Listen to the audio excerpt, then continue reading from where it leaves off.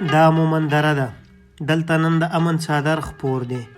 دلته قومونه دولت سره اوږه په اوږه د خپل روان نسل د بقا لپاره کار کوي. د مومندرې ولسوال نجیب الله انورزوی سره د قومونو د مشرانو د ناستې موخه د امن د تلپاتېوالي لپاره ده. دلته د قومونو دغه غونډې هره اونۍ یا په میاشت کې 2 ځله ترسره کیږي. د قوم مشران، د دین عالمان او د سیمې ځوانان د یووالي په پار ناستې کوي. هغه مومندره چې تیر تصویر د خونړیو پیښو نن پرې د امن څادر غوړېدلې.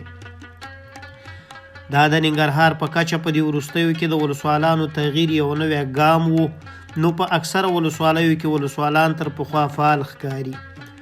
مومندره هم یو له هغو ولسوالیو ده چې ولسوال نجیب الله انورزی د ولسونو سره په نیکو اړیکو مخې ته ځي او تر راتګ وروسته یې د قومي مشرانو، دیني عالمانو او ځوانانو سره 15 سترې غونډې ترسره کړي چې موخه یې د ډاډمن امن ساتنه، معارف او ښوونځیو پرمختګ، د نشه یي توکو د کار او استعمال مخنیوی، صحي خدماتو درس مخته تګ او د رغنیزو پروژو سم تطبیق دی.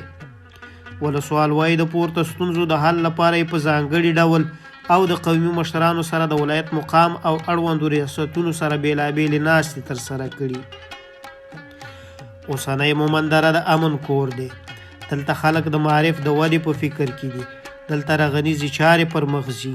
دلته ځوانان په پوره جوش لوبې ترسره کوي. امن ژوند دی، امن سکون دی، امن خوشحالي ده، تلپاتې دی.